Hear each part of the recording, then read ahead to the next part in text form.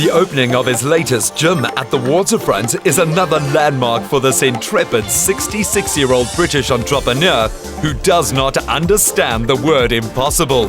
He's a man who struggled with dyslexia at school, but went on to build a global brand that has enthralled the world for decades. Sir Richard Branson, I'm so excited to finally be interviewing you. Thank you. You've had so many extraordinary adventures in your life. How do you conceptualize what to do, from hot air ballooning to going to space?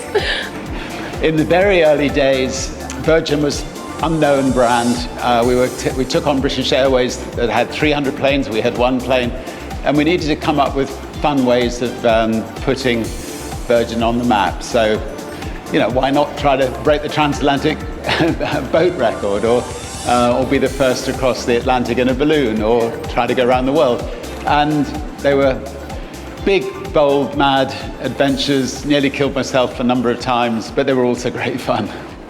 Well, speaking about doing such dangerous things and almost killing yourself, you had a really bad fall recently. What happened? My children now set the pace, and they set the adventures, and they'd come up with this 2,500 kilometer marathon from Switzerland to Sicily, and they invited me along. So I had to train for it, and I foolishly went over the handlebars and hit the concrete road. But 2 or 3 weeks later, we were, the body was mending, and we set off on the adventure, and we had a fantastic month with my grandchildren in tow, my mother in tow, my wife in tow, and Holly, Sam, and myself, and some friends. We're doing 100 miles a day on bikes, and it was exhausting, shattering, but great fun. Sir Richard and his team cycled the entire length of Italy, swam the Straits of Messina to Sicily, and then hiked into northern Italy from the base of the Matterhorn in the Swiss Alps. No sweat. It's all about having fun and keeping fit. Do you think you do so well in business because you're dedicated to looking after your body and leading an active lifestyle? 100%. I think if you can find an hour or two a day for yourself, for your body, then you're going to be able to do, 5 or 6 more hours of creativity throughout the day. And we all know, when we let ourselves go, we're just not going to perform as well. So, one of the reasons we set up health clubs in pretty well all the major cities around the world is it is a passion of mine. I think it's so important that people, keep healthy.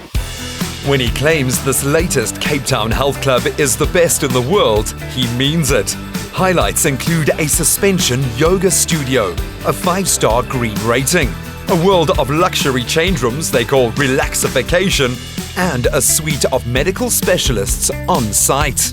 So this new club is part of a new worldwide collection, but how do the luxury touches add into the Virgin world? This one's a lot more grittier, a lot sexier. You've got, the red clubs, which pretty well anybody can afford to join. And then you have, a series of clubs, but then you get to the collective, which is this one.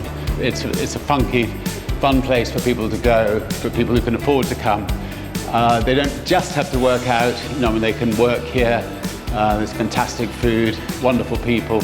It is a club that people would aspire to become members of, but it's been very successful in a number of cities in South Africa and around the world. Well, we love that you are so fond of South Africa, and I'm going to love training here. Well, we better get back to training. When Sir Richard cycled Italy, he raised funds to help young people thrive. He was knighted for assisting entrepreneurs. Now he's into smoothie making with startup businessman Lufefe Nomjana, a township baker with fresh ideas. Life has come full circle.